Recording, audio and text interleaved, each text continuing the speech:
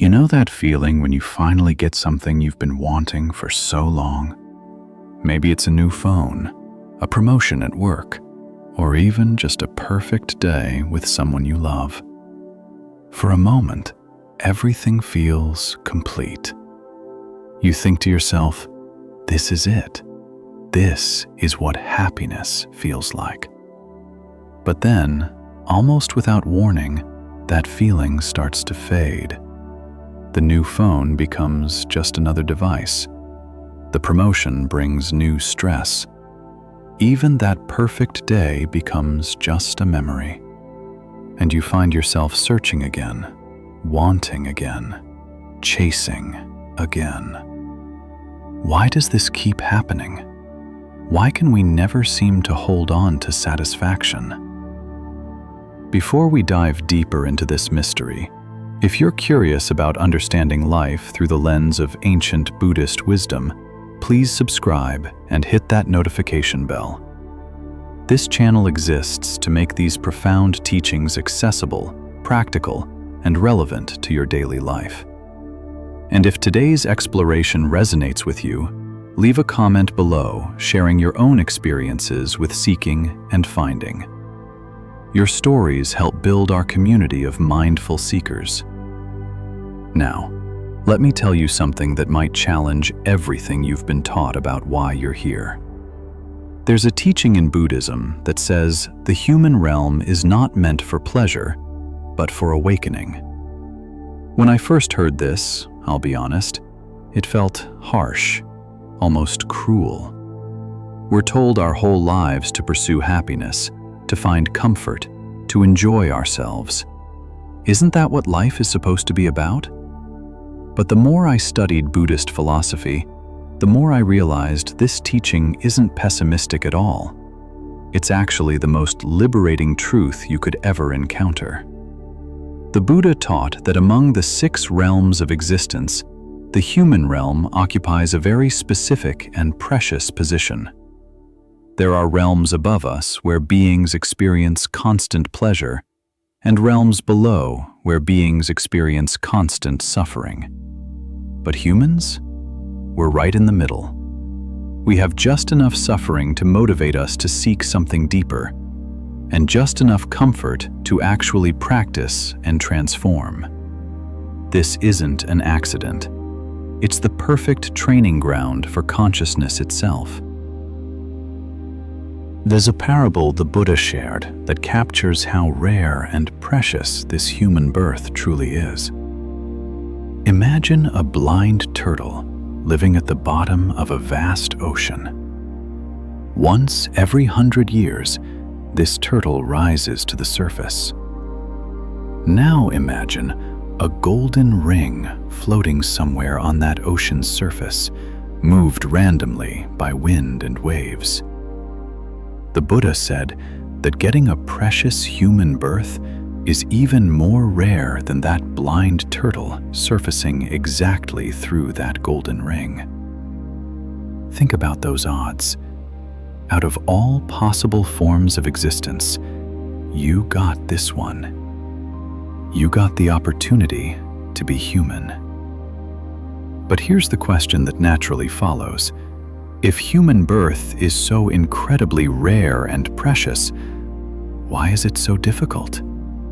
Why isn't it filled with endless pleasure? Why do we experience heartbreak, loss, disappointment, aging, and death? This is where most people get confused, and it's where the teaching gets truly interesting. In the Dhammapada, one of the most revered Buddhist texts, it says, "Better than 100 years lived in idleness and weakness is one day lived with courage and powerful striving." Notice what it doesn't say. It doesn't say, better is 100 years of pleasure and comfort.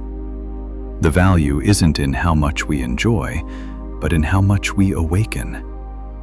This completely flips our usual understanding of what makes a life well lived. Let me share a Zen story that illustrates this beautifully. There was once a man being chased by a tiger. He ran until he came to the edge of a cliff, and with the tiger closing in, he had no choice but to climb down a vine hanging over the edge. As he hung there, he looked down and saw another tiger waiting below. Then he noticed two mice, one white and one black, gnawing away at the vine above him. Death was certain, above and below, and time was running out. But then he noticed a strawberry growing from the cliff face. He reached out, plucked it, and ate it. And oh, how sweet it tasted. This story isn't about resignation or giving up. It's about awakening to the present moment, even when everything seems to be falling apart. The man didn't deny his situation. He saw it clearly, the tigers, the mice, the inevitable end. But he also saw the strawberry. He experienced that moment fully, without adding layers of anxiety, regret, or despair. That's awakening. Not escaping reality, but seeing it so clearly that you find freedom within it. The Dalai Lama once said, "The purpose of our lives is to be happy." But he wasn't talking about the happiness we usually chase. He clarified in his teachings that true happiness doesn't come from external circumstances, but from training the mind. He said, "Happiness is not something ready-made. It comes from your own actions." This is the awakening that the human realm makes possible. We can actually train our minds to find peace regardless of circumstances. Think about the God realms for a moment, those higher planes of existence in Buddhist cosmology, where beings experience prolonged pleasure and bliss. You might think, that sounds perfect. Why wouldn't I want that? But here's the problem. When everything is comfortable, there's no motivation to change, to question, to seek deeper truth. It's like being born extremely wealthy and never having to work for anything. You might be comfortable, but you'll never develop resilience, wisdom, or real appreciation. Those beings in the God realms are so comfortable that they never practice. They never question the nature of existence. And when their good karma eventually runs out, they fall back into suffering with no tools to handle it. On the other end, consider the hell realms or the animal realm. In these states, there's so much suffering or such limited consciousness that practice becomes nearly impossible. Imagine trying to meditate while being tortured, or trying to contemplate non-self when your entire existence is driven by survival instinct. It simply doesn't work. But humans, we have this perfect balance. We experience enough pleasure to know peace is possible, and enough pain to be motivated to find it. We have intelligence to understand complex teachings, emotion to connect with compassion, and just enough dissatisfaction to keep seeking truth. This is why the Buddha himself chose to take birth as a human for his final incarnation before enlightenment. The human realm is where awakening happens. Now, let's talk about what awakening actually means, because I think there's a lot of confusion around this term. Awakening isn't some mystical experience where you float above the ground and see angels. It's not about escaping the world or becoming emotionless. The Sanskrit word is bodhi, which literally means to wake up or to know. It's about seeing reality clearly, without the distortions of craving, aversion, and delusion. The Buddha taught 3 characteristics of all existence, and understanding these is central to awakening. Everything is impermanent. Nothing stays the same. Everything changes. Everything is unsatisfactory, in the sense that nothing can give us permanent, unchanging happiness. And everything is non-self. There's no permanent, unchanging essence to anything. including ourselves. These aren't just philosophical concepts to believe. They're meant to be seen directly through practice and experience. Let me make this practical. Think about the last time you were really excited about something. Maybe you were waiting for the weekend, planning a vacation, or anticipating a date with someone special. You built up this image in your mind of how perfect it would be. But when it actually happened, it was fine, maybe even good, but it didn't match that perfect image you created. There was some small disappointment, something missing. That's impermanence and unsatisfactoriness showing themselves. Your mind created an expectation. Reality didn't match it, and suffering arose from that gap. Or think about a time when you said, "I'll be happy when." Maybe it was, "I'll be happy when I graduate," or "when I get married," or "when I make this much money." Did you get those things? And did they make you permanently happy? Or did you just find yourself creating a new, "I'll be happy when"? This cycle is what the Buddha called Samsara, the wheel of becoming, the endless chase for satisfaction in things that cannot provide it. Awakening is stepping off that wheel by seeing it clearly. There's a famous exchange between a student and the Zen master Bankei. The student said, "Master, I have a terrible temper. Please help me get rid of it." Bankei replied, "Show me this temper. I'd like to see it." The student said, "I don't have it right now, but it comes up suddenly when something provokes me."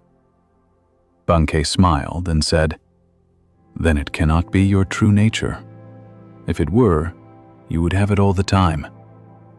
Your true nature is Buddha nature.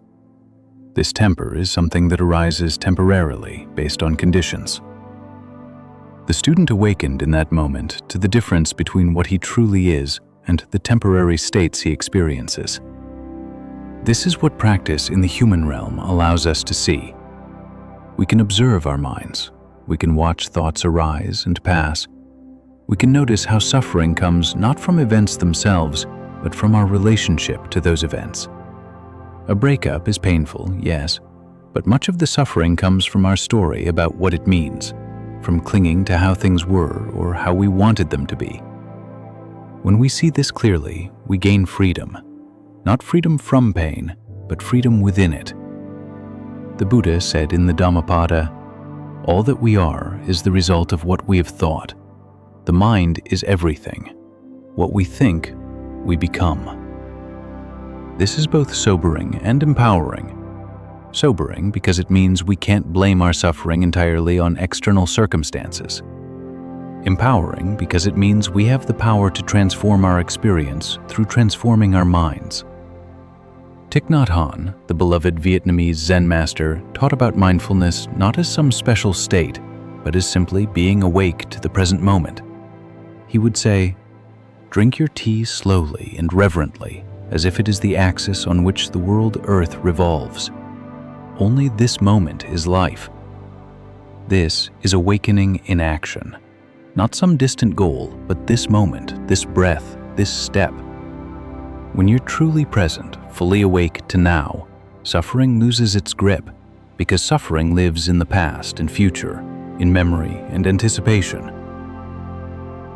So if the human realm is a training ground, what exactly are we training? We're training ourselves to see clearly, to respond with wisdom rather than react with habit, to meet life with openness rather than resistance. Every single experience becomes an opportunity for practice. When someone cuts you off in traffic, that's not just an annoyance. It's a chance to notice anger arising, to feel it in your body, to watch it pass without acting on it destructively. That's training. When you experience loss, grief, the ending of something you cherished, that's not just pain to be avoided. It's an opportunity to meet impermanence directly, to see how attachment creates suffering, to touch the deepest truths of existence. The 8th century Indian master Shantideva wrote in his Guide to the Bodhisattva's Way of Life, "Where would I possibly find enough leather to cover the entire surface of the earth? But just leather on the soles of my shoes is equivalent to covering the earth. Likewise, I am unable to restrain external phenomena, but I shall restrain my own mind." You cannot control the world. You cannot stop change, prevent loss, or guarantee pleasure. But you can train your mind. You can develop the capacity to meet whatever arises with clarity, compassion, and wisdom. This is what the human realm offers that no other realm can. This is why, despite all its difficulties, this precious human birth is considered the greatest opportunity in all of existence. There's another dimension to this teaching that's crucial. Awakening isn't a selfish pursuit. When you wake up, when you see clearly and free yourself from the tyranny of craving and aversion, you naturally become more compassionate, more helpful, more present for others. The Buddha taught that wisdom and compassion are inseparable. True wisdom includes the recognition that we're all connected, that your suffering and my suffering come from the same roots, that freedom for one is connected to freedom for all. The Dalai Lama constantly emphasizes this. He says, "If you want others to be happy, practice compassion. If you want to be happy, practice compassion." This isn't just nice advice. It's pointing to something fundamental about the nature of mind and reality. When we're caught in self-centered thinking, we suffer. When we open to others, when we practice generosity and kindness, our own minds become lighter, more spacious, more at peace. Now, I want to address something important.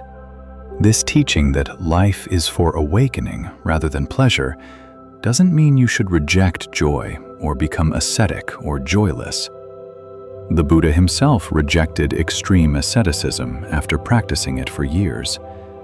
He called his approach the middle way, not indulging in pleasure, but not torturing yourself either. Find the balance that allows practice to flourish. When joy arises naturally, enjoy it. When pleasure comes, receive it. But don't cling to it. Don't build your happiness on it. Don't let your peace of mind depend on it. There's a huge difference between enjoying a beautiful sunset and thinking, "I need sunsets to be happy," or "This sunset needs to last forever." One is freedom. The other is the seed of suffering. Zen Master Dogen, founder of the Soto Zen school, taught, "To study the way is to study the self. To study the self is to forget the self. To forget the self is to be enlightened by all things." This forgetting of self doesn't mean becoming nobody. It means dropping the constant self-referential thinking, the endless inner commentary about me and mine, the exhausting project of defending and promoting a self-image. When that drops away, even temporarily, there's just life, vivid and immediate, nothing between you and experience. I've talked to many people who resist Buddhist teaching because they think it's depressing. They hear, "Life is suffering," and think Buddhism is pessimistic. But that's a misunderstanding. The Buddha's teaching on suffering is like a doctor's diagnosis. The doctor doesn't say, "You have an illness," because they're pessimistic. They say it because it's true, and because accurate diagnosis is the first step toward healing. The Buddha is often called the Great Physician for exactly this reason. And here's what's really important. The Buddha didn't just diagnose suffering, he offered a complete path to its end.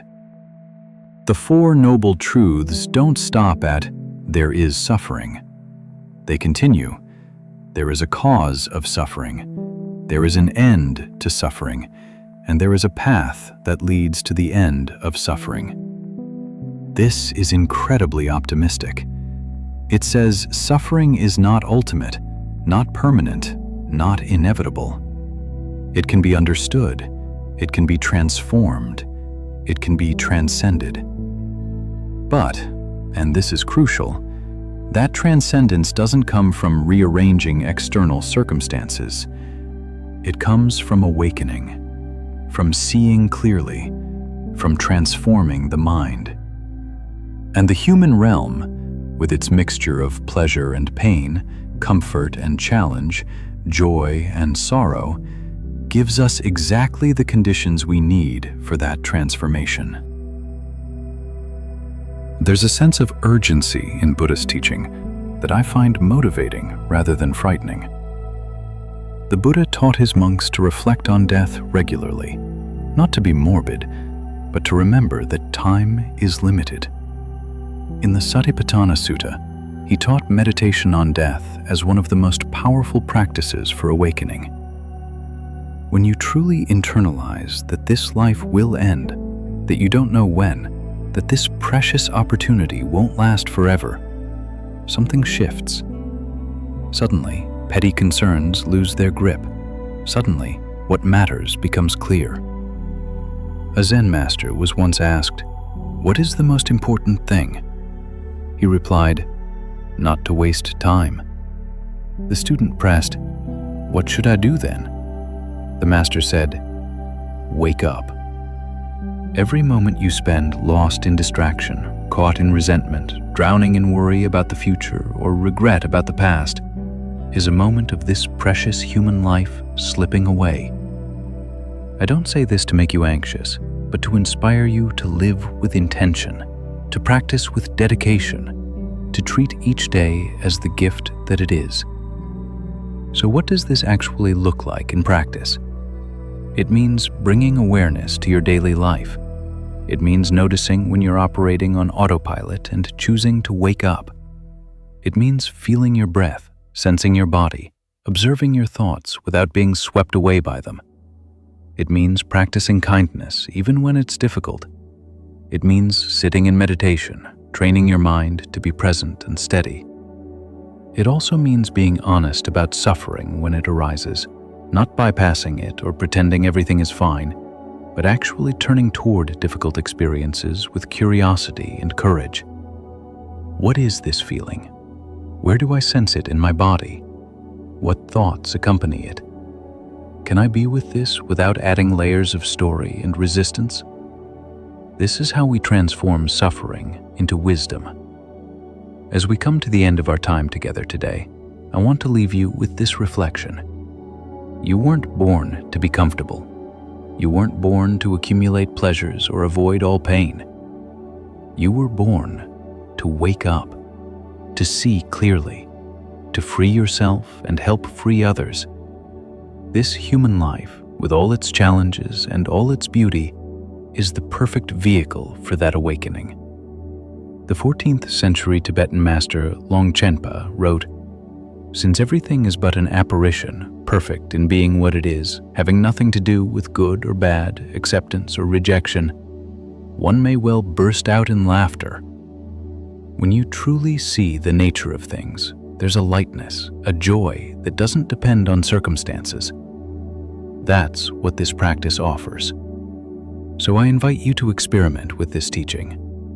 For the next week, try meeting each challenge not as a problem to be eliminated, but as an opportunity to practice, to wake up, to see clearly.